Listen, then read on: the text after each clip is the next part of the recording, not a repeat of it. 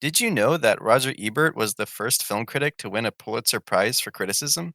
Even if you have no idea who that is, you've probably actually felt his influence. Along with co host Gene Siskel, he coined the phrase two thumbs up. Ebert was a prolific critic from 1967 until his death in 2013, leaving an enormous body of reviews spanning nearly 50 years. He was known for using accessible language and having decidedly unpretentious views on films. As film critic Michael Mirasol put it, he's always been affirming films and artists with thoughtfulness and respect that the establishment didn't seem to recognize. Actually, that passage is from an article engaging with the possibility of video games as an art form, and specifically points out that Roger Ebert famously claimed that video games could never be art. Ebert was aware that this is not exactly a popular opinion, or at least not a popular opinion among people who play games. But I think he actually makes several great points in his argument, a few which I'll return to later on. Specifically, he notes that he was attempting to argue on purely theoretical grounds. He was saying that video games could not, in principle, be art. In my opinion, he never really fleshes out what that principle or theory is, and that's what I hope to engage with. Usefully, he paraphrases Pauline Kael, noting that movies are so rarely great art that if we cannot appreciate great trash, we have no reason to go. This implies that Ebert believed that the medium of movies is capable of producing art, even if movies rarely are, but that the medium of video games is not capable of producing art. It's not that there's no individual work that is yet to ascend to the status of art, it's that the medium itself is not capable of producing art. I think this is actually helpful because now rather than having to identify the ever elusive definition of art, we simply have to compare the characteristics of the various media. There's still one more snag, though, which is to decide what it means for a medium to be capable of producing art. I'll go with the most narrow definition I can think of, because if I can show that the video game medium is art by a narrow definition, then it follows that if you have a wider definition, my argument still fits. So, for my purposes, I propose that art has some meaning or message derived from its content, and as such, a medium that's artistic is one that allows for a marriage of a work's content and its form. Take, for example, this poem. This is what's known as a shape poem, which is an example of concrete poetry. This is a very simple and accessible way of seeing how the medium, in this case the written word, allows for something that no other medium would permit. Adapting this poem into another medium would result in the loss of some of its meaning, for example, if this were simply read aloud. In other words, I'm arguing that an artistic medium will allow a work to do things that can't be simply transliterated to another medium. I think this is actually a notion that's widely accepted, even if it's not explicitly articulated. I would guess that this is the reason why adaptations of a work from one medium to another are generally regarded with skepticism, if not outright hostility. Looking at media that are already typically accepted as artistic, it's easy to identify the ways in which form and content can be fused.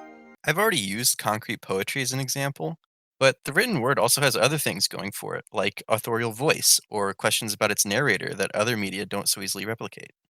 With theater, we now have the contributions of actors, sets, costumes, music, and so on. And with movies, we get cinematography and editing. We don't need to look very far to find movies where the cinematography and editing fuse the content and form of the movie in a way that's unique to the medium. Take the 1999 film The Matrix.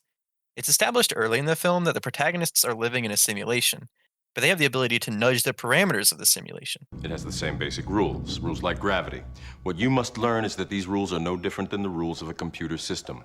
Some of them can be bent, others can be broken. This gives them superhuman skills, abilities, and reflexes.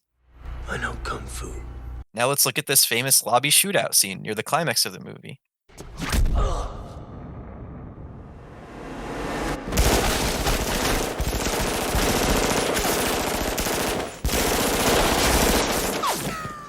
One might think that the slow motion here is just being used because slow motion looks cool, but I think it's actually doing more than that.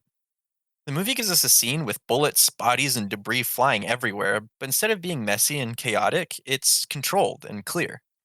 Then we briefly switch to the guard's perspective and we see, actually, no, this is a chaotic mess. The slow motion isn't just looking cool, it's indicating to us on a formal level how much control Trinity and Neo have over this situation, and in fact, how little the guards do. Fast forward 15 years, and we can see 2014's John Wick doing something pretty similar. Rather than the rapid cutting or shaky camera work typical of action movies from this time, we get long takes with tightly controlled camera movement. The clarity and precision of the action reflects the clarity and precision of John's approach to each fight. We get the sense that he's in control because we see him being in control, and that extends to control of the film itself. Or look at this moment near the end of the movie. John still has control over where the camera goes, and so it becomes abundantly clear that he allows himself to get stabbed as a tactical move. Now let's look at this scene near the middle of the film. So you can either hand over your son, or you can die screaming alongside him! This is a situation where John has no control whatsoever, and that lack of control is translated into an inability to precisely control the camera movement. Or for a non Keanu example, we could look at Memento, a movie from the year 2000. The movie gives us two threads: black and white segments that are shown chronologically, and segments in color that are given in reverse order. By the end of the film, these two threads meet. The effect is that the audience only learns the context of the beginning of a given color segment once they get to the end of the next shown color segment. This induces a sympathetic experience of the main character's short term memory loss. Okay, so what am I doing? Oh, I'm chasing this guy. No, he's chasing me. And it's achieved on the formal level using editing. Again, I'm not necessarily trying to convince you that any of these movies are art. I'm simply showing you that they mobilize editing and cinematography in a way that can't be adapted to other media. And because editing and cinematography are unique characteristics of the movie medium, they prove that the medium is at least capable of producing art on principle. And that's the same line of thinking I'll use to prove that the video game medium is capable of producing art. Now, perhaps you're thinking, hold on, editing and cinematography aren't unique to movies. I've played some games that make great use of those in their cutscenes. But that's kind of my point.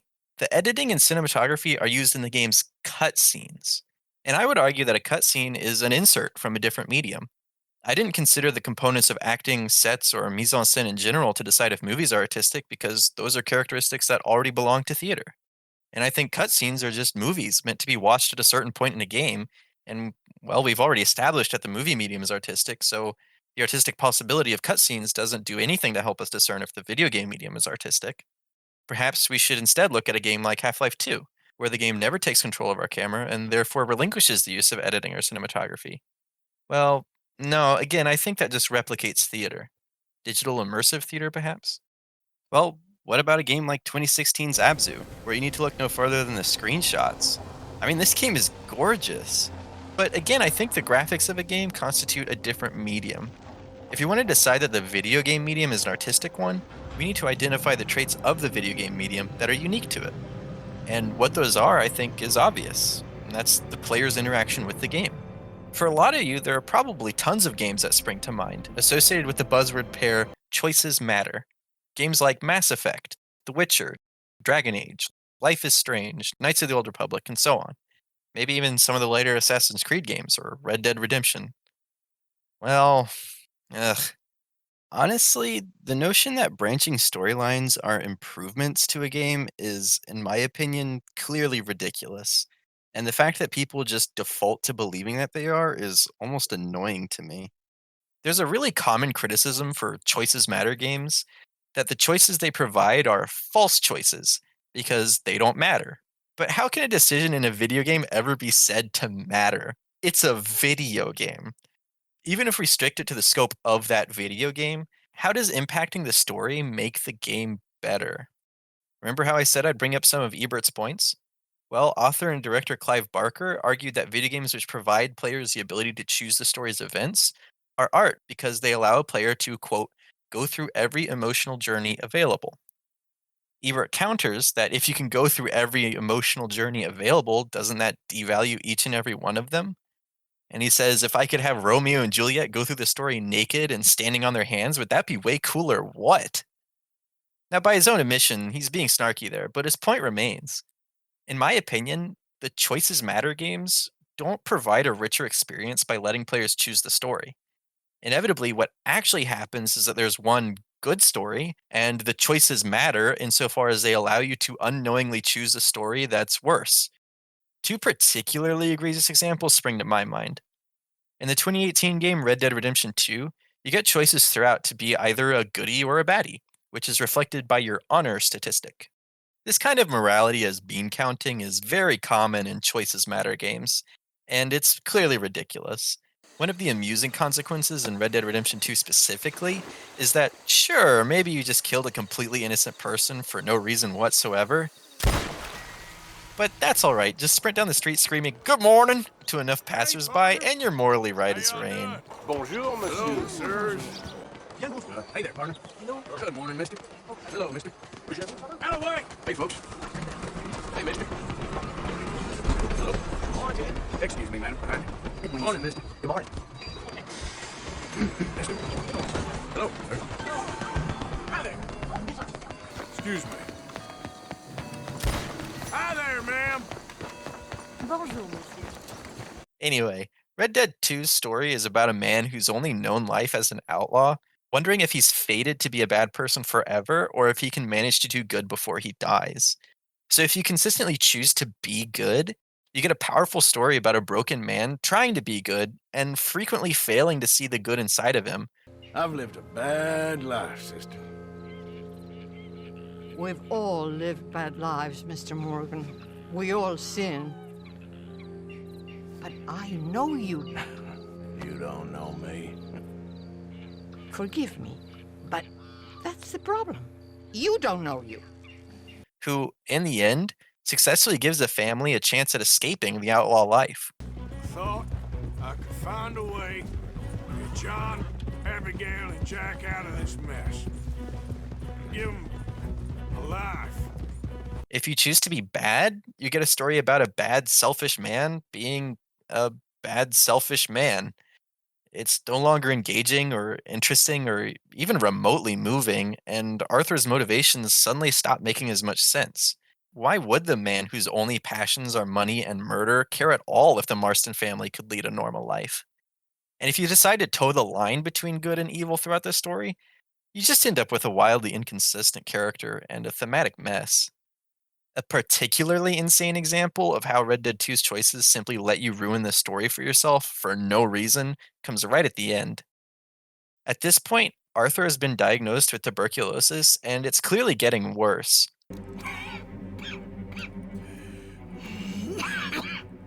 That's quite a cough. Sure. Tuberculosis. I'll be dead soon. The man's on his way out, and sure enough, TB kills him within a few hours of this point in the story. He's been trying to do good and give John and his family a way out of the outlaw life, and he's currently running from both the cops and his former gang who want to kill both John and Arthur. But right here, you get to decide. Do I help John escape, or do I go riding back towards the cops and my former gang, both of whom want to kill me to get some loot that probably isn't even there? And honestly, I don't see how Arthur would ever choose to go for the loot. It undercuts the entire story, the themes, and even if Arthur were endlessly selfish, he still wouldn't want to go back because A, it's almost certain death, and B, he's dying from TB. Within the next few hours, what good is some extra cash gonna do him? Take this option, and you not only undercut the story, you also get an ending that just sucks. Another comparable example is Knights of the Old Republic 2: The Sith Lords, released in 2004. At the start of this game, both the Jedi and Sith are on the verge of extinction, and what few Sith remain are hunting down all the Jedi. The player is an exiled Jedi who decides to reunite the remaining Masters in order to take on the Sith threat. Except, of course, you can decide to actually murder the remaining Jedi Masters instead. For no reason. Retribution for having been exiled, I guess? I honestly think this is ridiculous and makes no sense thematically, but hey, choices matter.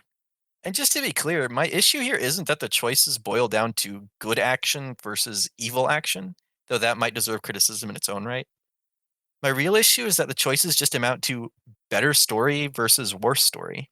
I mean, just look at Witcher 3 Blood and Wine.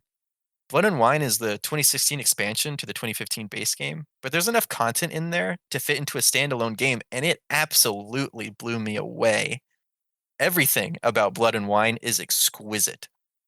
I was especially amazed by the story's themes and its characters, and I absolutely loved the ending. So then I looked up how different decisions of mine could affect the ending in various ways, and it was immediately obvious to me that any ending other than the specific one that I got would have resulted in a worse story. I get the impression that the ending I got was the true ending, and the other ways it could have ended were just variations that the developers thought of to try and make choices matter. Really, I much prefer to have no choice at all, and let the game just give me a story. Let's look at 2019's Control as an example. Yeah, I'm Pope, Emily Pope, Dr. Darling's assistant. My turn. Should I lie? Jesse Faden. I'm just visiting. I should have lied. I cannot tell you how palpably relieved I was when the game just made the choice for me. And you entered the building when it was already in the lockdown before you became the new director? How? I'm not ready to tell her about you yet. A janitor let me in. Hey, I was talking about Knights of the Old Republic earlier. Another example of what I like to see is the MMO sequel, The Old Republic. In that game, you do get dialogue options, but they don't affect the events of the plot. In fact, the vast majority of them only affect the very first reaction line from the person you're talking to before continuing down the exact same line of conversation you get from the other two dialogue options. I'm curious if anyone from the ship's crew has come to speak with you yet. I haven't spoken to any members of the crew, but anyone who needs the help of the Jedi will have it. Thank you. I'm glad to hear that. I heard a rumor that there's an Imperial warship following us. I know, the Treaty of Coruscant. I'm curious if anyone from the ship's crew has come to speak with you yet. If you're so curious about the crew, I suggest you find one of them to bother. I didn't mean to bother you. I thought you might know something about our ship's situation. I heard a rumor that there's an Imperial warship following us. I know, the Treaty of Coruscant. I think this is fantastic because it means the game is giving me a cohesive story, but also giving me room to define my own character. Even in the big decisions of the game, which affect our goody-baddie points, the choice comes down to our means rather than our ends. Our end goals are dictated by the game's story, but how we go about doing those is something the game sometimes allows us to choose. Here's an extremely early example.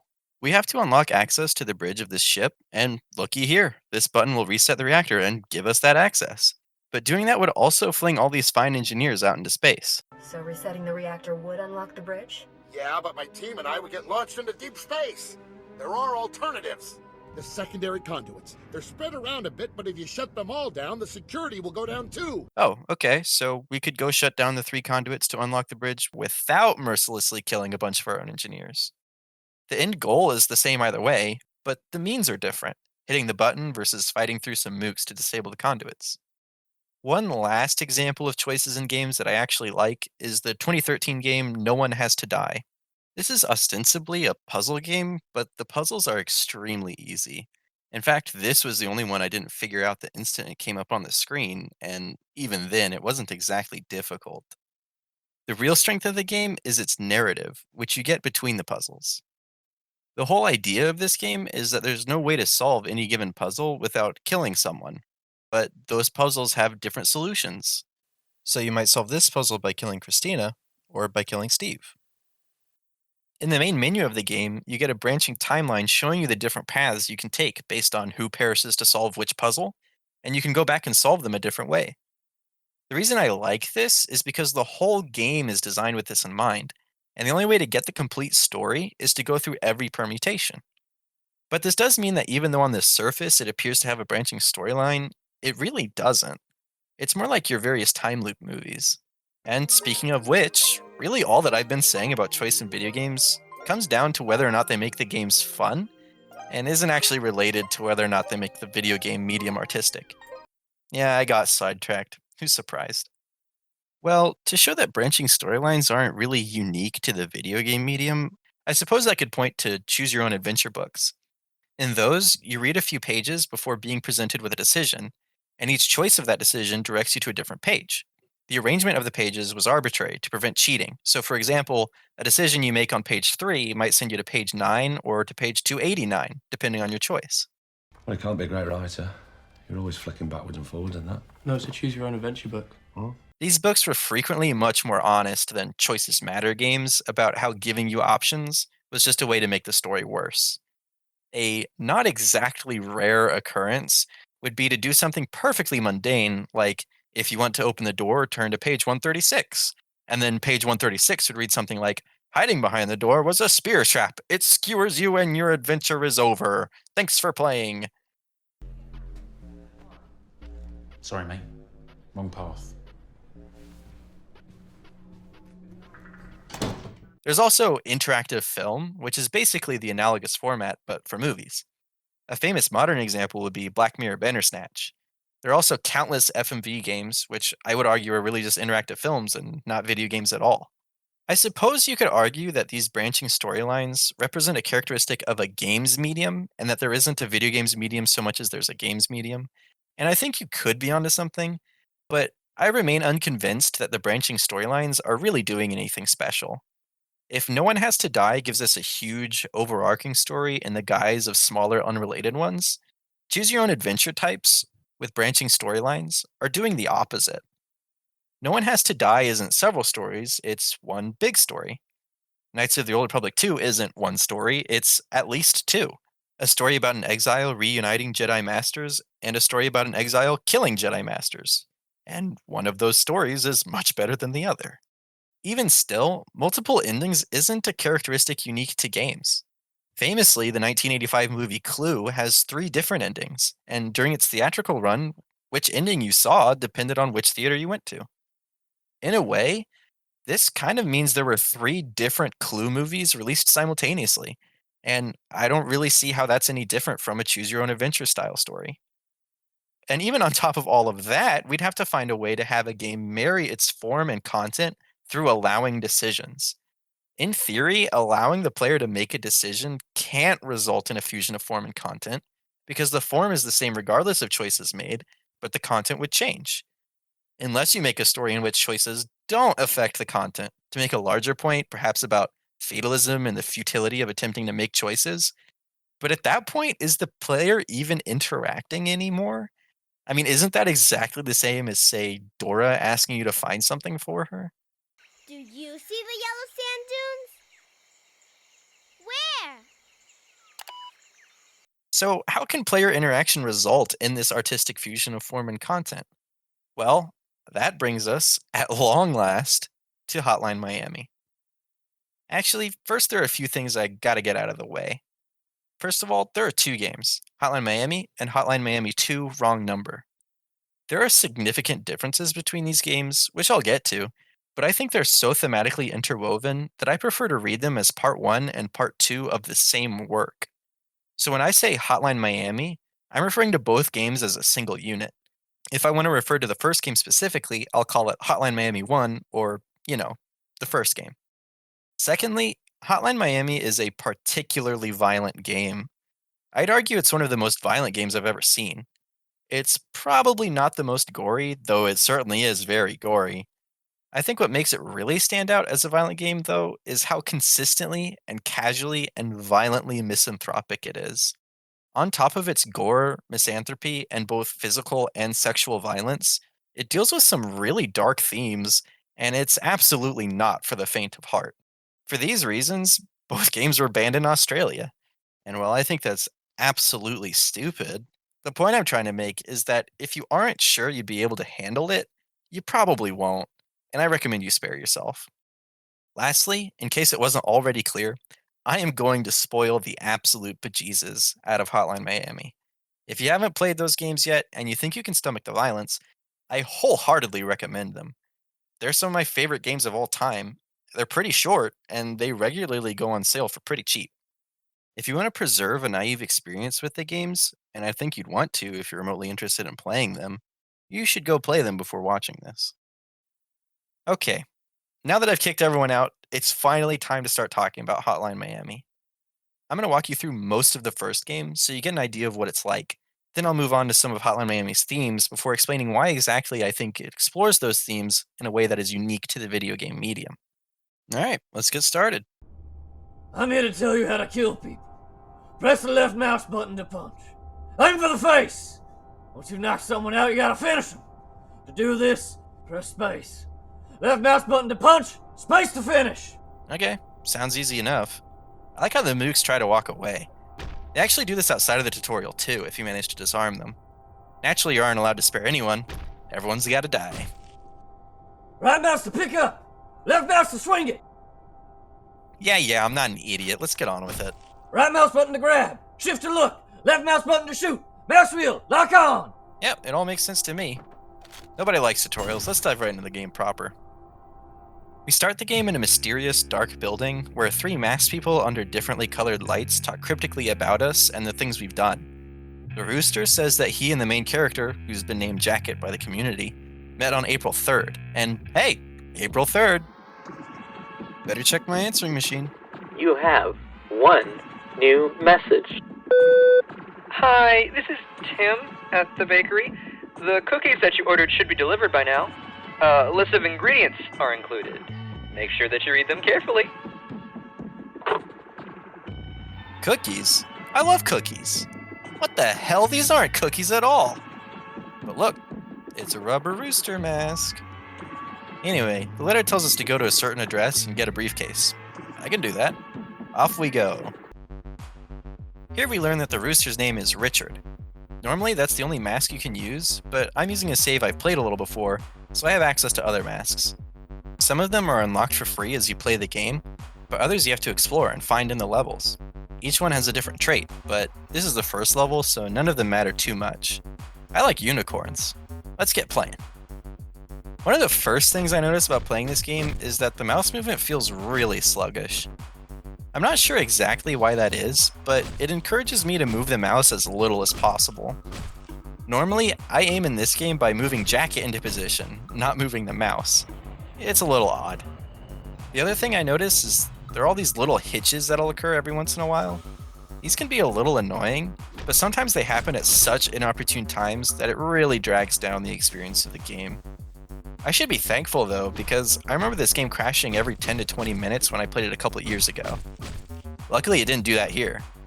I read some people's game will crash anytime glass is broken, and specifically on a later level, they literally can't progress because the AI has no qualms with shooting through glass to try to get you. I don't really blame the developers for any of this though, because I know that this game was made using Game Maker. I have sort of lukewarm feelings about Game Maker. I think it's pretty analogous to, say, MS Paint. It does a great job of turning something that could be complicated into something easy and accessible, and that's great. Some truly excellent games have been made in Game Maker, such as Katana Zero, Hyperlight Drifter, Spelunky, and Gunpoint, just to name a few. So the more people making games, the better, I say. But it's also incredibly limited in what it can accomplish easily, and issues abound for anyone who wants to use it instead of a more heavy-duty tool. Anyway, now that I have my briefcase, it's time to go drop it off. A few more hitches, I stash the briefcase, and a homeless man attacks me. I'm not having that. Chapter clear. I have a little puke, hop in my car, and the game scores me on my performance. Honestly, the first time I played this game, I pretty heavily sympathized with Jacket's need to puke. I just killed a whole bunch of people, rather gruesomely, with really no motivation or reason to do so. And this homeless guy was just paranoid about me poking around in his stuff, and for that I bashed his head in. Jeez. Oh look, I made an A. That's pretty good. I stopped by a convenience store on the way home. The clerk, who is named Beard by the community because of, well, his beard, talks to Jacket like he's a friend, and he expresses condolence about Jacket's losing his girlfriend. He gives us a 6-pack for free, and we're on our way.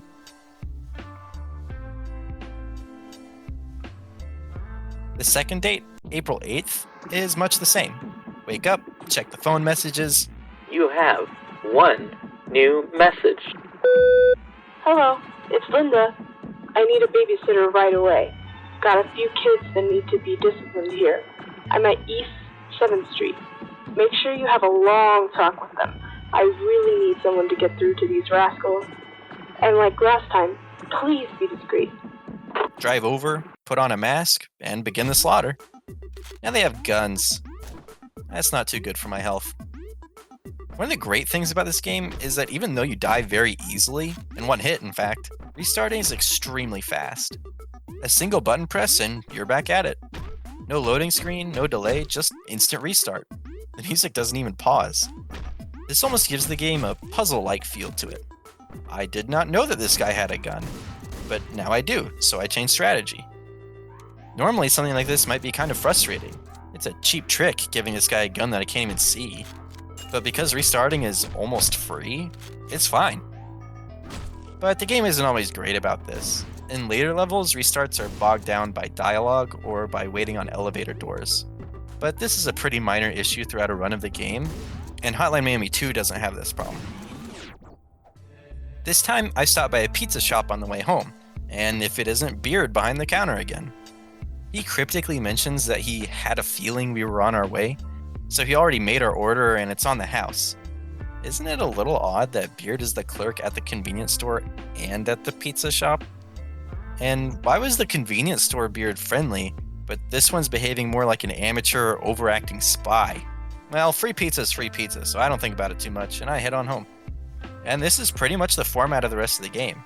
Wake up, cryptic message, drive, mask, slaughter, score, Beard giving us something free at a different store and acting like a different person, head home, repeat. Sometimes we can see other things when we visit Beard. Here we see a group of goons beating up and killing a man wearing the Dennis Wolf mask outside Beard's convenience store. Nobody really does anything about it. Beard says he doesn't think the streets are safe anymore. Maybe he's right. Let's talk about the music a little bit. There are a few tracks I don't really much care for, but on the whole, I'd say the music is phenomenal. Hotline Miami's soundtrack was a huge influence on my personal taste in music, and it blends with the gameplay exceptionally well.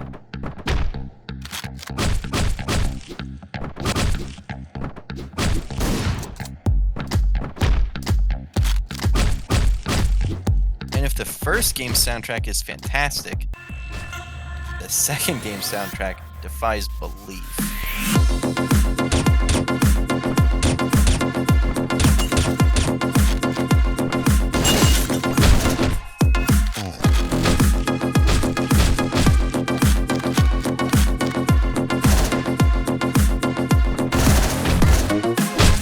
I mean, look at this.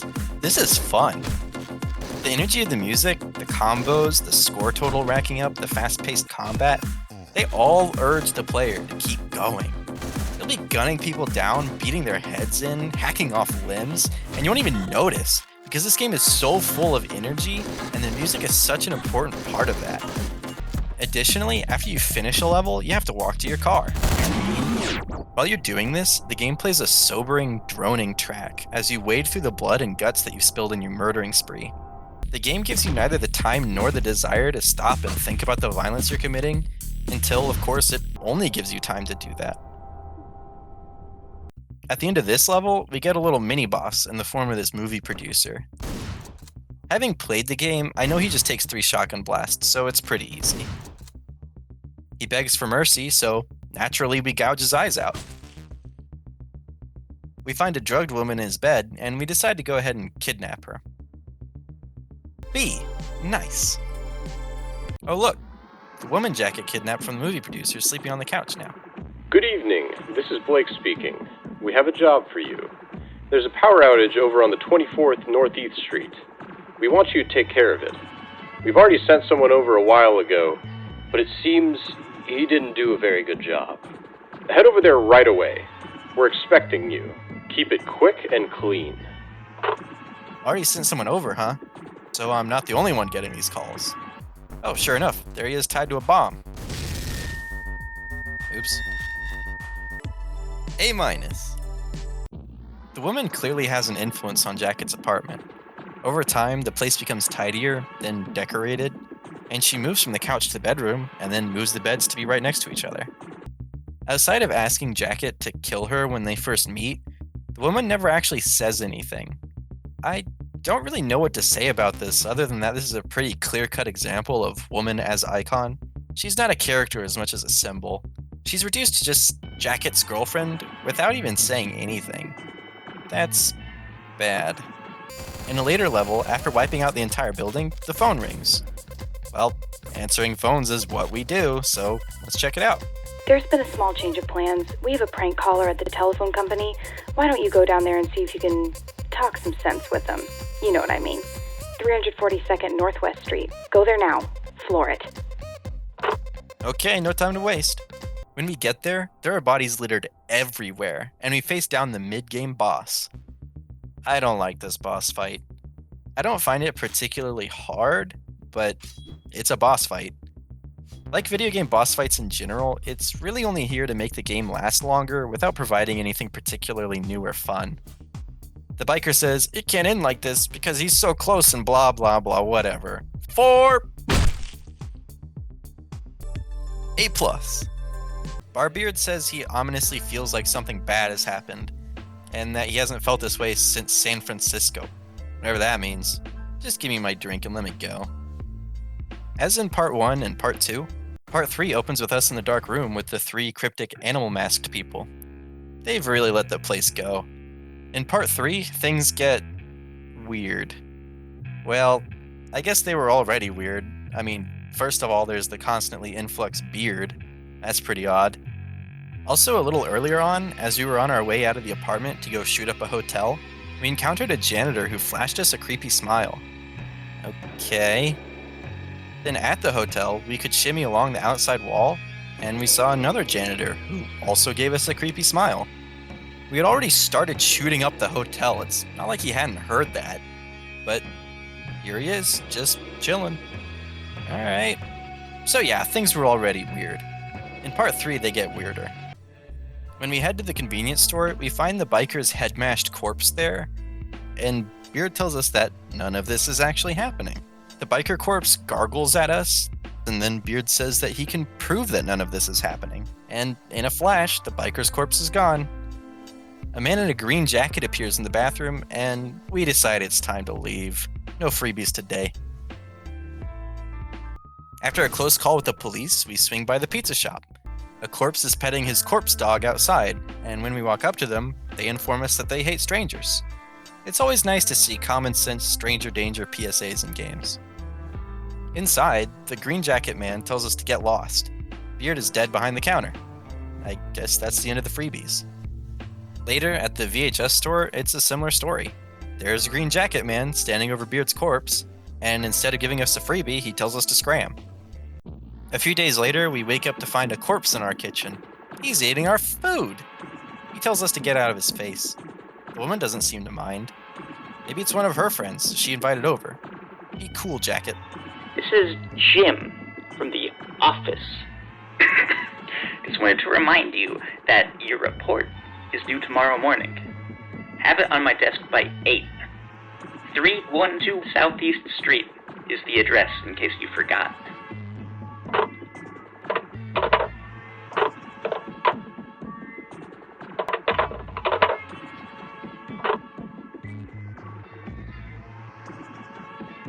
Now we get another mini-boss.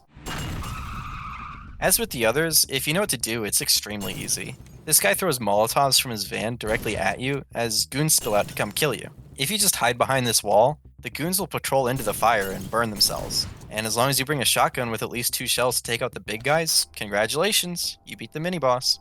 At the end of the fight, the Molotov guy comes out of the van and surrenders, but that's not enough for Jacket. So Jacket beats his brains out, breaks all his limbs, and sets his corpse on fire. Alright, Jacket's satisfied now. Let's go unwind at the bar. Oh no. Oh, come on. Not this jackass again. And a couple more talking corpses. Great.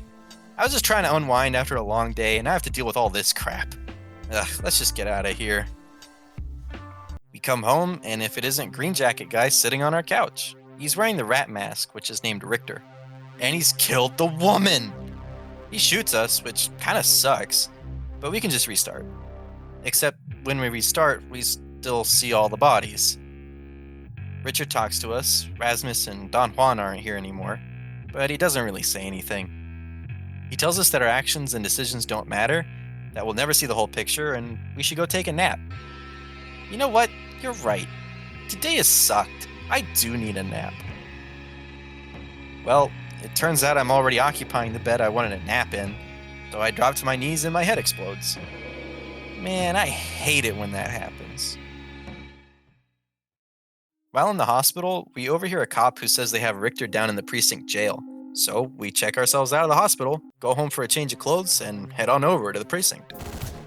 So now we're killing cops en masse. It's been clearly established by the game that up until this point, we've been hitting the Russian mob. So this is definitely something of a tonal shift. Can't argue with the music choice here, though.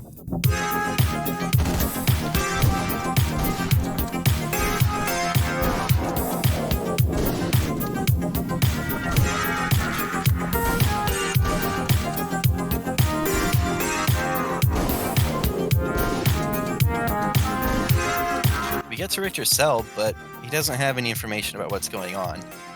Well, that won't do. So we wallop him pretty good, and he gives us the classic "we're not so different" line that villains love, and he remarks that he's been getting strange phone calls, and he doesn't understand them. He suggests finding the case files and asks us to spare his life, but come on, this is Jacket. A-. The case files indicate that the calls have been traced to a club with ties to the Russian mafia, but that there isn't enough evidence to justify a warrant. Well, Jacket decides that's good enough for him, so off we go. And we get another fantastic track.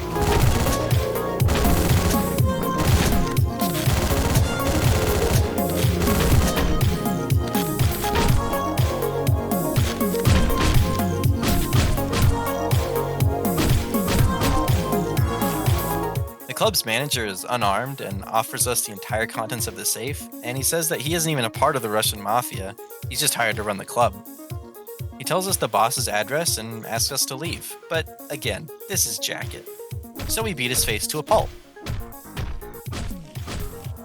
And then a little bit more for good measure.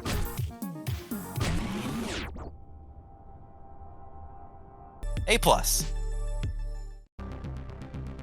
Alright, final boss. Surprise, surprise, I don't like this boss fight. Again, knowing what you're supposed to do makes it a lot easier, but this one requires pretty unintuitive timing and relatively precise positioning. It also forces you to actually aim with your mouse. Like I said, mouse aiming is not one of the first game's strong suits. The fact that you have to mash through dialogue on each restart doesn't help things. The guy in the chair is the Russian mob boss, and he says villainous things to us. When we slice him up, he realizes he's lost, and he decides to kill himself so that you don't have the pleasure. Once the boss is dead, he gets a call.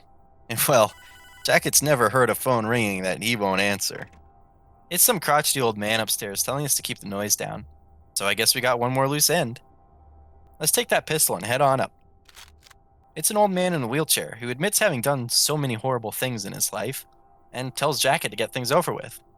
So Jacket shoots him in the head.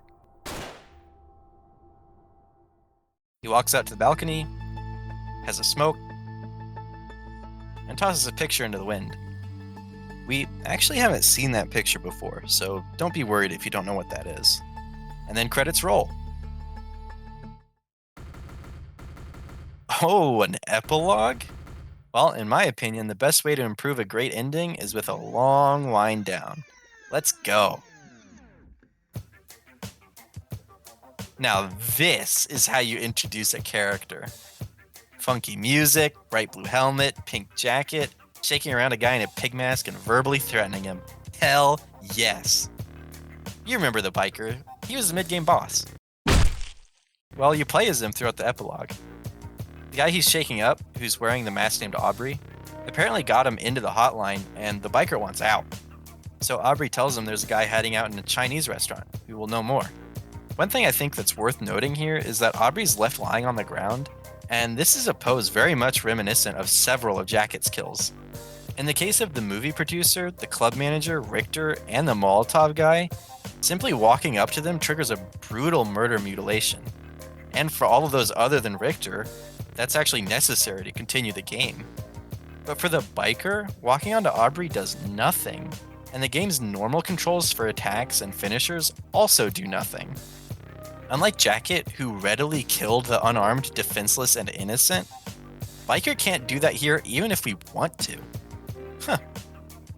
Well, off we go to the restaurant. Unlike Jacket, the biker doesn't get different masks with different abilities. The biker also can't pick up weapons. So really the epilogue is the tale of a man who only brings knives to gunfights, but ends up winning all of them. When we make it to the man who might have something for us, the biker doesn't waste any time with the intimidation, and the first words out of his mouth are, "Look here, punk." I like the biker. The nerd cracks immediately, and he tells the biker that the only way he can get more information about the hotline is if he goes check out their setup at Phone Hom. He also warns that the people who run the hotline have a political agenda, and it scares him. And once again, the biker can't kill the nerd even if you want to. Oh, look at this. Turns out the biker's even more stylish than I first imagined. Zebra print bedsheets, pink and green tiger rug, skateboard, pink underpants, a keytar, pink and blue phone to match the jacket and helmet, no doubt. blue hair kept back in a green headband? Yeah, I like the biker. You have one new message. Hello, it's Mark from Miami Drop-Off. It looks like you missed your delivery last night. We've got another parcel for you today. Please drop it off at Southwest 107th Place. Our clients will not tolerate further delays. Well, you've seen this song and dance before. Won't tolerate further delays? Sounds bad. So we go do a hotline job. We murder the hell out of an arcade. A+. Hi, it's Jane. It was nice to see you again. How about another date tonight? Pick me up at Northeast 158th Street around 9, okay? And put on one of those nice suits you got. You're taking me somewhere fancy this evening. Alright, enough is enough. Let's get on down to phone home. All the various phone home employees are here, and they back away from you. If you'll remember back when we played as Jacket, all these guys were hacked to bits and strewn about the place. As I've mentioned before, the biker doesn't have the same bloodlust that Jacket seems to. He didn't even rough up the nerd who helped install the hack at phone home. Why would he slaughter all these guys? So you can butcher them mercilessly, or you can leave them be. I went with the latter because I figured it fit the biker's character better. And then there's also the fact that the game doesn't force you to do it, even though almost all of Jacket's violence is required to progress. You do have to kill the main guy, though. Head to the computer, get an address, and... oh no, I remember this. I guess it's the end of the epilogue. Oh.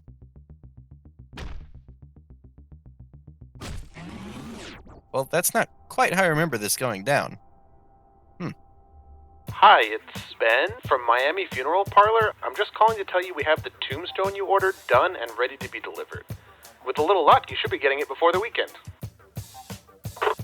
Ah, go to hell. I know where you guys live, and I'm coming for you. Oh, it's you creepy janitor shits? Yeah, you better run. There's a computer, but it's password protected, so we can't get anything from it. We head down into the sewers and chat with the janitors. This is actually the first and last time in either game that we get dialogue options, but no matter what you pick, the janitors will just taunt you and not actually say much of anything. They invite us to kill them, or we can leave. I think the choice is pretty clear. And with that, the biker drives off and the credits roll one last time. Actually, hold up. About that computer password. Throughout the game, there are little secrets you can find. Pick one up, and you unlock a letter. In the game's menu, there's a puzzle option, and here are all the letters we found. Put them in the right order, and you get the password. I was born in the USA. If you've done that, the biker has a different confrontation with the janitors, and you learn a little more. But when I say you learn a little more, I mean you learn a little more. The janitors come clean about how they were the ones making the phone calls, which, well, duh. And that they run the patriotic organization called 50 Blessings. And 50 Blessings membership is how the janitors get phone numbers and addresses of people to call to turn into hotline killers. Again, you could already kind of piece this together. Both the biker and Jacket have 50 Blessings pamphlets in their home, and there's a box load of them right here in the janitor sewer setup. You do learn that they're sending 50 Blessing members out specifically to kill Russians in order to stoke tensions between Russia and the US. The biker accuses them of trying to topple the Russo-American coalition, which is presumably some diegetic political union. That's all we learn though, and the biker says he has no interest in politics, and the game ends the exact same way as before. Kill the janitors or don't, and then drive off.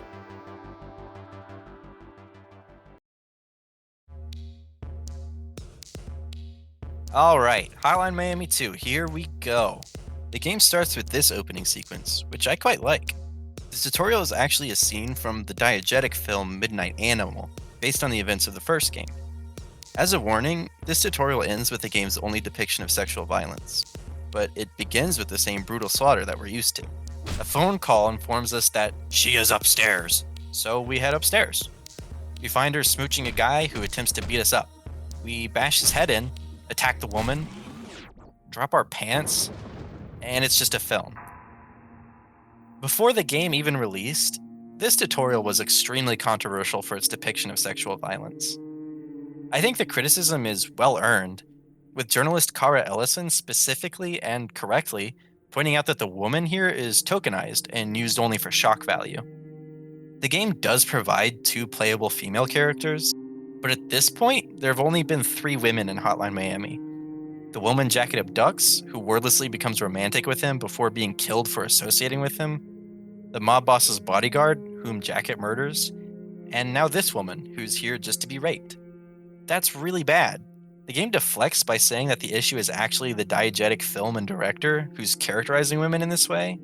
And you there, Blondie, you need to work on your femininity. Act more helpless and scared. You know, more girly. But this is already something the game is guilty of.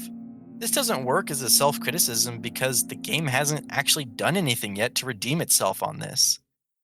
As much as I want to earnestly engage with what the game is doing here and take it in good faith, I'm basically blocked by the fact that Hotline Miami's treatment of women up to and including this moment is just plain bad. Now, if you don't see how this moment is bad, or if you think that the point of the scene is to make us uncomfortable so it's clearly working, then you're probably male. Just a guess. Because the real issue here is whom the player identifies with. In a video game, it's more or less a given that the player will identify with the character they're controlling. I mean, I've talked about Jacket's actions and my actions and our actions pretty much interchangeably throughout this video, and you likely didn't even notice. But in this scene, we no longer control the pig butcher. As Cara Ellison put it, I identify as a woman. It has made my safe space, where I'm a powerful thug who isn't accountable to anyone, no longer safe.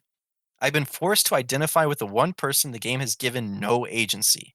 My agency has been removed not only from Pig Butcher, but agency was never given to the woman I now identify with, not even AI. How can you enjoy yourself in a game if you're the victim of every brutal crime, and not the perpetrator of them? A horrible question, but it's about freedom, power, and who gets to have those things. The sexual violence at the end of that tutorial will single out a fifth of the female audience who have experienced sexual violence themselves.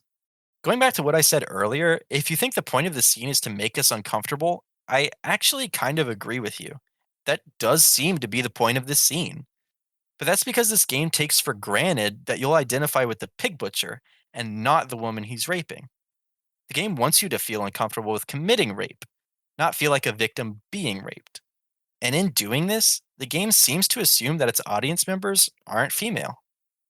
I think this is primarily a consequence of the fact that the game is made by 2 men, and I think that this reflects generally on the status of the video game industry, even though this is an indie game.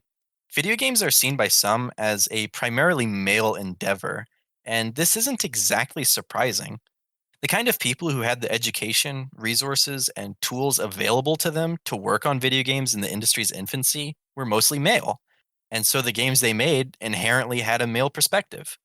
This, of course, doesn't necessarily mean that their games don't appeal to women, but it does mean that moments like this one from Hotline Miami will pop up. And I'm not talking about the supposed crudeness of a game. I don't think a violent or sexual game is inherently going to appeal to men more than women, much less cause discomfort for women who play them. But the presentation and treatment of women in those video games, and really media at large, absolutely can.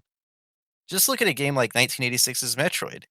This seems like a game that would be universally appealing, but if you beat the game quickly enough, it's revealed at the end that Samus is female. And this is naturally revealed by her giving you a striptease. The faster you beat the game, the less she's wearing. Or for a modern example, look to Metal Gear Solid 5 The Phantom Pain, released just in 2015.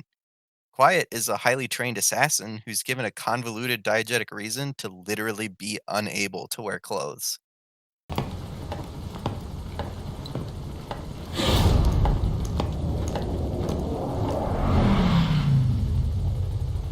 The game also gives us a cutscene of her taking a shower in a cage in front of a crowd of men.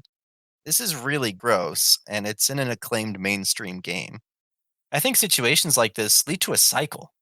Men keep making video games that assume a male audience, which results in games that are inherently offensive to women. So women don't become interested in video games, so the next generation of game makers are mostly men, and round the circle goes. Look, Hotline Miami is clearly a game that I love. Cara Ellison too, which is what made this scene such a hurtful betrayal for her. I'm of the opinion that there's really no such thing as a purely unproblematic work, not least because our understanding of what constitutes problematic material is constantly changing, as well it should. I mean, I think Avatar The Last Airbender has plenty of problems, but that doesn't keep me from enjoying it, or from recognizing what I think it does really well. There's a lot more to any given work than just its flaws, even if those flaws are very serious. I think it's actually enough to recognize problems and engage with them critically and enjoy the work in spite of them.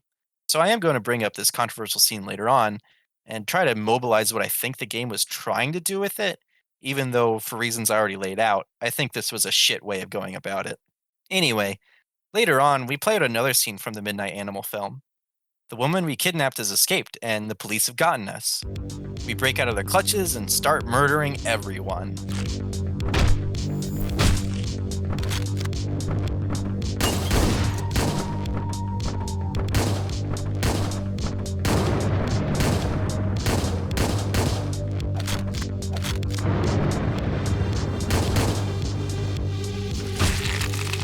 Oh shit! Gnarly. We go to get the woman, but oh damn. See, this was not in the script that I read earlier. Well, now I can see a little more of what Hotline Miami is trying to do with these characters. Here, the game seems to recontextualize the relationship between Jacket and the woman from the first game by giving her diegetically fictional character agency and declaring that she's not his girlfriend. The game seems to be saying that the diegetically real woman had no agency, but the diegetically fictional version of her is reclaiming some agency for her. Notably, the fictional version presumably is alive by the end of Midnight Animal, whereas the real woman was killed by Richter. This reads to me as something of a mea culpa about the game's treatment of the woman and her relationship with Jacket. I mean, Jacket does just straight up kidnap her in the first game. She asks him to kill her, so it seems like she doesn't really have anywhere else to go or anyone else to go to. Just like in Avatar, this approaches a topic that I think is interesting and worth engaging with, namely women settling for men, but it doesn't actually engage with that topic and instead erases it as a problem. But the second game gives us this fictional woman in Midnight Animal reclaiming agency, asserting independence, and killing the killer. So now we have a story about a woman not settling, and indeed taking up space and control. And it's fitting that the woman here kills the pig butcher because really, by far, the most pervasive theme in Hotline Miami is that of human violence. I've already said that I consider this game to be one of the most violent I've ever seen, and you really don't need to look further than the screenshots to conclude that the game is fixated on violence, but it seeps into the narrative too. Take the two characters in Hotline Miami 2 who are contacted by the hotline during the same time frame as the first game. Richter, who only goes through with the hits after being personally threatened, and Jake, who's so giddy to kill Russians that he doesn't even question the calls, and then personally visits the 50 Blessings HQ to suggest they do exactly what they're already doing. Jake is a natural fit for the nationalistic violence because he's a revanchist Confederate. He actually gets one of two final scenes. In one, he's interrogated by the Russian mafia, and he doesn't give up any information before being killed. In the other, he's killed by 50 Blessings for knowing too much. The conversation that opens the epilogue of the first game seems to imply that Aubrey reeled the biker into 50 Blessings by promising it would be exciting. The biker clearly has no political investment in the organization, so the game seems to imply that he joined just to kill people as a means of thrill-seeking. Similarly, the fans are a vigilante group that are inspired by Jacket's success. They've spray-painted the 50 Blessings symbol on both their table and their van, which, by the by, is a phone hom van, and they have an array of several different landlines, almost as if they're absolutely desperate for the now-defunct hotline to contact them. They go out and they make extremely low-stakes hits. It's implied that this level only happens because their friend asked them to, and that ends with this particularly gruesome mutilation.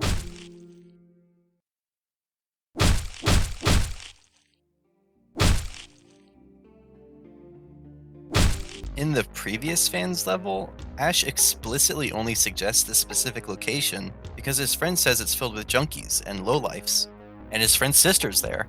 The hotline was methodical, precise, and intentional, and with Jacket's help ended up taking down the entire Russian mob. The fans just want to kill people. They're also interested in the public reception to their violence, at one point getting excited about their brief coverage on the news. This gives them a nice parallel to Manny Pardo. Let's revisit how we first meet Pardo.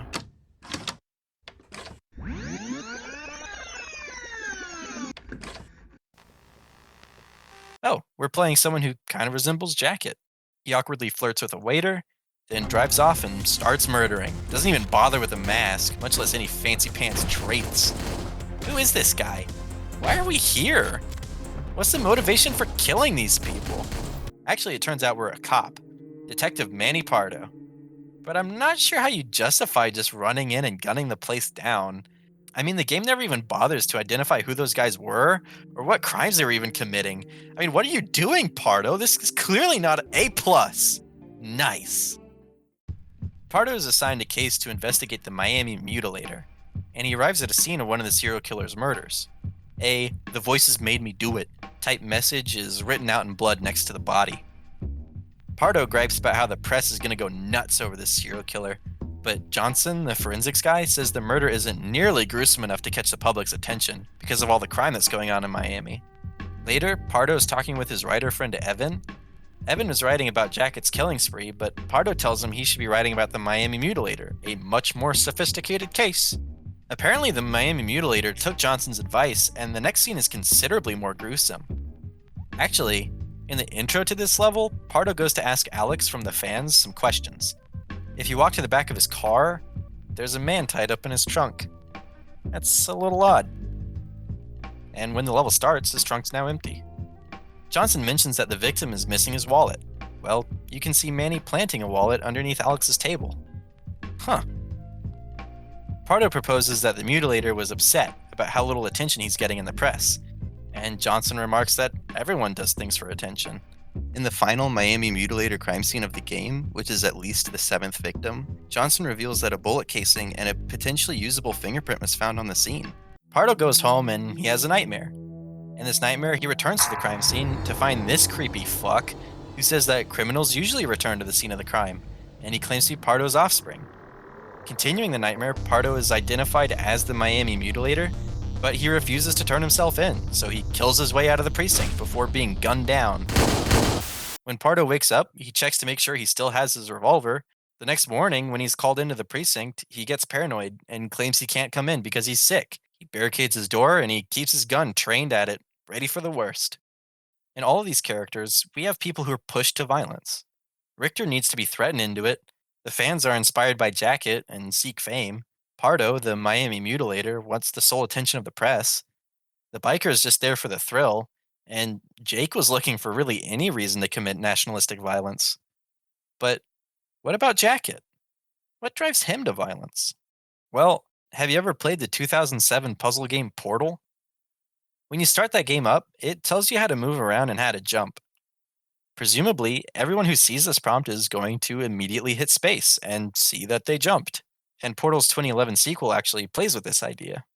Most test subjects do experience some cognitive deterioration after a few months in suspension. Now, you've been under for quite a lot longer, and it's not out of the question that you might have a very minor case of serious brain damage. But don't be alarmed, all right? Although if you do feel alarmed, try to hold on to that feeling, because that is the proper reaction to being told that you've got brain damage. Do you understand what I'm saying at all? Does any of this make any sense? Just tell me, just say yes. Okay, what you're doing there is jumping. You just jumped. But never mind. Say apple. Apple. Okay, you know what? That's close enough. Just hold tight. In any case, the game is telling us what to press, and we just press it without thinking about it. We're not given any motivation or reason that we'd actually want to jump. We just do it because the game tells us we can. I mean, we booted up the game in order to play it, and the game is telling us how to play it, so we go along with it.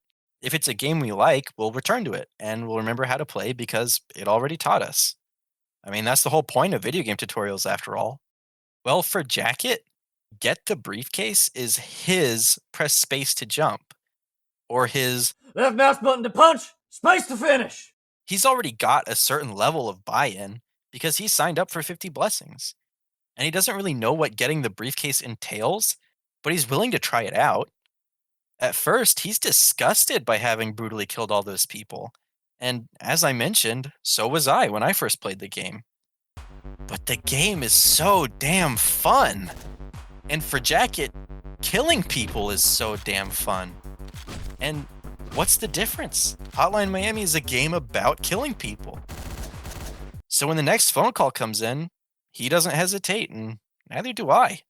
Now, I love Hotline Miami, and I've played these games quite a lot. At this point, the violence doesn't even faze me. I don't even notice it.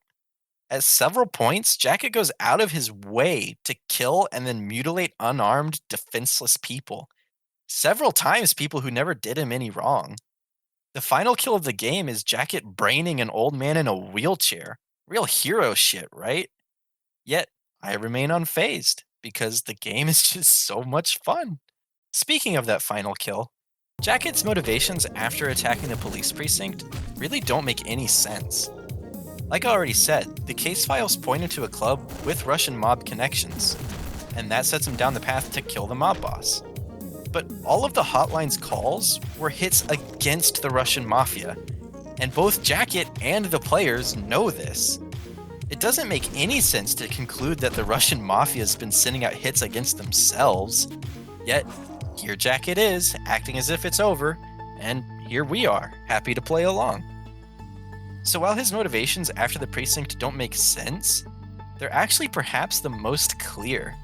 He just enjoys the violence. And at this point, so do we. We enjoy the violence so much that a banger song is enough to make us gloss over the fact that we're killing cops instead of the mob, or that attacking the mob at this point is clearly not the revenge that Jacket dupes himself into thinking it is. And this is where Hotline Miami makes excellent use of the video game's medium, fusing the form and the content. As I mentioned, Memento uses its form to induce a sympathetic experience of the character's short-term memory loss, and Hotline Miami is doing perhaps the reverse, inducing in the character a sympathetic experience of what playing a video game is like. This blurs the line between character and player so much more than the simple, you are controlling them, therefore you are them, assumption that video games generally rely on. As a result, when Richard asks Jacket, do you like hurting other people? It's pretty obvious that he's asking us, the player, just as much as he's asking Jacket. Martin Brown, the diegetic actor who plays the pig butcher in Midnight Animal, is used to further equate violent fantasy with real desire. When interviewed at a talk show, he's introduced as the famous star of movies named Blue Ocean, The Calm, and Land of Trees. These sound like slow-burning dramas, or perhaps even avant-garde films, and the interviewer makes the point a little more explicitly. Now, your latest film is a bit of a step in a new direction for you. Some people are even calling you a sellout and saying that Midnight Animal is just another slasher flick. Brown's response? That's not how I see it. I've wanted to do this for a long time. Kill kids, strangle them, beat people's heads in, rip their eyes out. Just listen to them scream, see them die in agony. I finally get to do that now. For Martin Brown, acting is a way of letting out his innermost desires. But at a certain point, it becomes hard for him to tell the difference between wanting to brutally murder people and wanting to star in a movie about brutally murdering people. Martin Brown is clearly a stand-in for a player. In fact, player is another word for actor, and we would say that he plays the pig butcher, which is, of course, a diegetically fictional adaptation of Jacket. In a way, this means that Martin Brown and the player of the first game both played the same character. And just as he asked the player of the first game, Richard asks Martin if he enjoys hurting people, and Martin replies, "It's just a film." Martin's attempt to distance his real desire from his violent fantasy sounds exactly like what someone would do when talking about a violent video game they enjoy. For example, Hotline Miami. I love chopping people to bits, slicing their guts open, kicking their decapitated heads around in Hotline Miami, which is just a video game. Hotline Miami has a fair bit of nonsense, too, which helps to blur the line between what is and isn't diegetically real. For example, it presents its narrative in a completely logical way. Actually, the first game is relatively straightforward. We get a linear timeline of events experienced through Jacket, then we rewind a little bit and get another linear story of that same time period, but from the biker's perspective. There are complications, though, such as the fact that Beard is manning every store and has a different personality every time we see him. There's also the visitations with Don Juan, Richard, and Rasmus. And of course, the never resolved narrative inconsistency of the outcome of the fight between Jacket and the biker at Phone Home. First, we see Jacket kill the biker, and we see the biker kill Jacket. In Hotline Miami 2, we see both characters are alive and kicking. Hotline Miami 2, though, is significantly more convoluted than the first game. There are three different settings: 1985, about 4 years before the events of the first game; 1989, concurrent with the events of the first game; and 1991, a little over 2 years after the events of the first game. We switch back and forth between these three settings, seemingly at random, and even within the same setting, we switch between different characters' perspectives and times. The result is that the finale of Act 3 takes place at the same time as the last level of the whole game in Act 6, even though both of those are in the 1991 setting. And in between those levels, we get bits from 1985 and 1989. The second game also likes to mess with your perception of reality. At the end of the fans' first level, we find a man brandishing a gun at a pizza shop.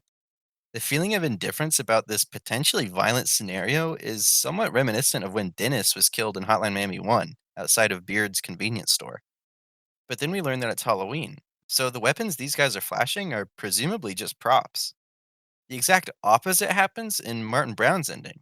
The gun that should have been a prop was actually real, and the actress accidentally kills Martin here.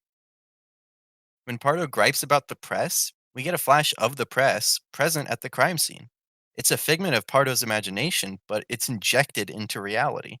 Before the fans take on the Russian mafia, Mark gets a premonition of the fans' final words before they're killed, and those prove to be true.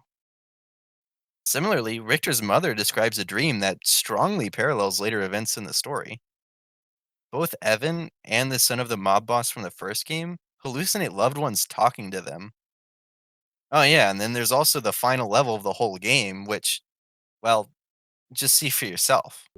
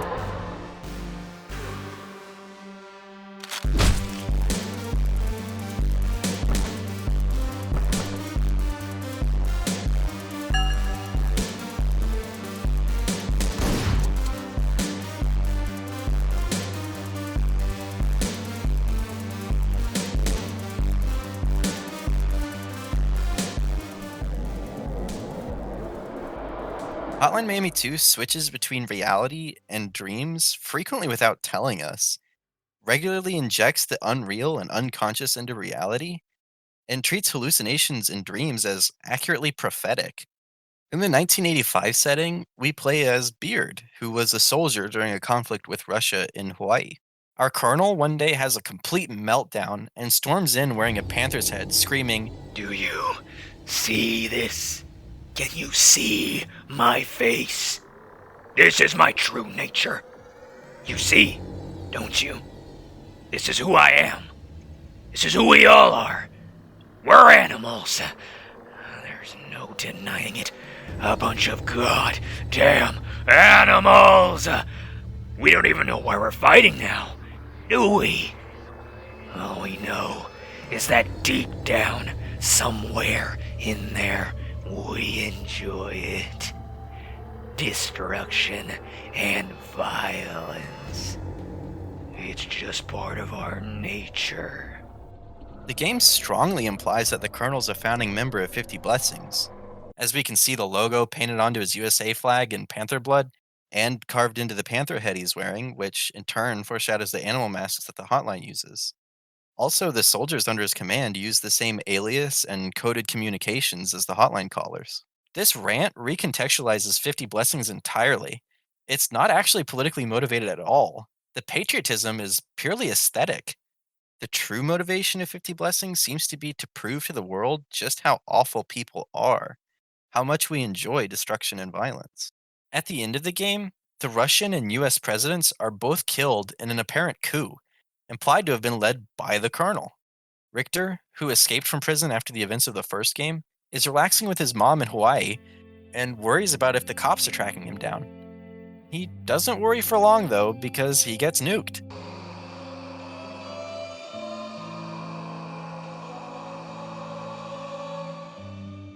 Remember how we left Pardo? Yeah, he doesn't have to worry about that too long either. He gets nuked too. The actress from Midnight Animal? Nuked. Jacket, as he awaits his trial? Nuked. We see Evan, the writer, either so fixated on writing about Jacket's case that he's completely alone, or having abandoned his magnum opus to repair his relationship with his family. Either way, he gets nuked too. Suddenly, all of these people's worries and stories and dramas are washed away. It no longer matters that Pardo is the Miami mutilator. It no longer matters what kind of toll the actress has taken from working on Midnight Animal. It no longer matters that Evan has had to choose between his greatest project and his family. It no longer matters that Richter tried everything he could to take care of his ailing mother. It no longer matters that Jacket murdered all those Russians. None of it matters. The entirety of Hotline Miami might as well have not happened, because in the end it's this unrelated event, the coup, that sets off nuclear explosions throughout the country. And this nullification really is the effect of all random violence. Remember this brutal kill by the fans? The person they're mutilating is actually a one-time playable character who's allowed to quit the Russian mafia. He makes it out with a huge stack of cash, and he goes to bed optimistic that he can now lead a safe and comfortable life with his girlfriend. When he wakes up, he learns that his girlfriend discovered the cash and bolted. But hey, none of that matters anymore because he was randomly killed by the fans. And this, of course, is the case for every kill we perform. We invade their lives just to end them. The game makes this point earlier with the fans. We're ostensibly rescuing a woman here, but when we get to her, we learn that she genuinely liked all the people we just murdered, and really all we did was ruin her life for no reason. In a game fixated on how human beings love violence and destruction, total apocalypse is the only natural conclusion. I mean, where else could you go? Criticizing how much human beings love violence and bringing that violence to a cataclysmic extreme is already interesting. But wrapping it up in a game that rewards brutal violence and makes it so damn fun, and then goes one step further by equating fantasy violence with real violent desire, that's genius. Now, Hotline Miami is obviously not the only violent game that comments on its own violence. Another rather well known game that does this is Spec Ops The Line, released several months before Hotline Miami in 2012. In a pivotal scene, you use white phosphorus to wipe out your enemies, but then you learn that your last shell landed on a huge stream of evacuating civilians. It's a harrowing moment, and it's also the first time that the game holds up a mirror and asks if you enjoyed what you just did as a player. One criticism that I've seen is that this game doesn't actually give you an alternative option here. You're fucking kidding, right? That's white phosphorus. Yeah, I know what it is. You've seen what this shit does. You know we might not have a choice, Lugo. There's always a choice. No, there's really not. If you decide to take on the enemies without using white phosphorus, they respawn infinitely, and it's impossible to progress. Similarly, if you use the white phosphorus but don't blast the civilians with it, you end up killed and have to restart. The criticism goes that because you're railroaded into performing the atrocity, the player might feel disconnected from the character, and so this no longer feels like the results of the player's actions. In a way, though, Spec Ops The Line does present a choice: play or quit. It's like this tweet from the joke Twitter account Peter Molly Do. Despite being a joke, it asks a genuinely interesting question. Put a player in an empty room with a grenade, and they'll eventually throw it rather than turn off the game. Why? You could elect to simply stop playing the game at that point on the grounds that you refuse to blast the civilians. And this is basically the choice that Hotline Miami presents too. But it presents it in a way that, again, I think is a fusion of its form and content. The soldiers in Spec Ops The Line can't just decide, well, enough is enough, I'm out. They're already stuck in the situation, and they're given other motivations and reasons to continue on.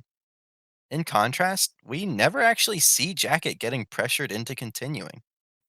He just keeps accepting hotline tasks because he enjoys it, which is exactly the same reason the player keeps playing the game.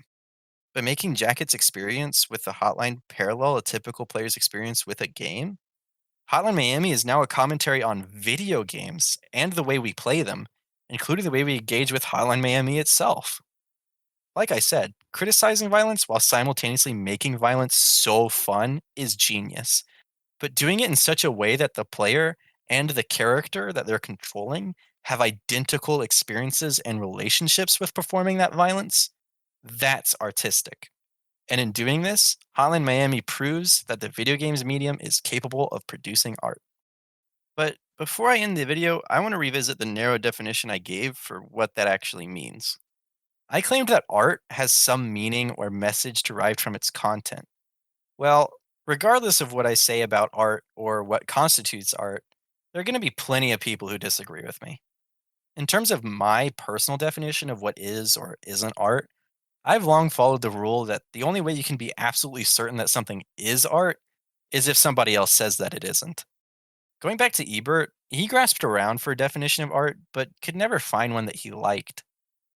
You may be familiar with a debate that took the internet by storm around 2018 over whether or not hot dogs are sandwiches. Plenty of arguments and theories were formed, including the cube rule, which has its own website and has received coverage by the Washington Post.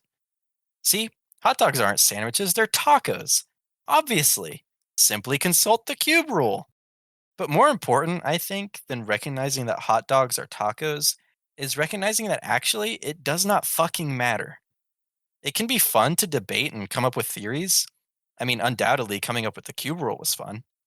But the answer to the question itself doesn't matter. Asking something like, are hot dogs sandwiches, might bring up some fun and interesting questions or ideas along the way, but the actual final answer is simply entirely irrelevant. And really, this is how I feel about all taxonomic concerns. And you know what? Whether or not something is art is a taxonomic concern. Asking, is this art, is a heck of a lot like asking, is this a sandwich?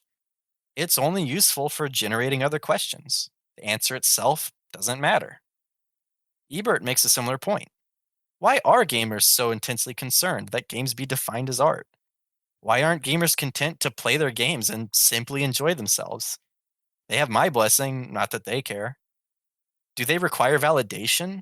In defending their gaming against critics, do they want to be able to look up from the screen and explain, I'm studying a great form of art? Then let them say it if it makes them happy. The way I see it, if all you want is the final conclusion and not all the juicy stuff that flows from the question, the only serious answer to, is this art, is, who gives a shit? It's a good ending.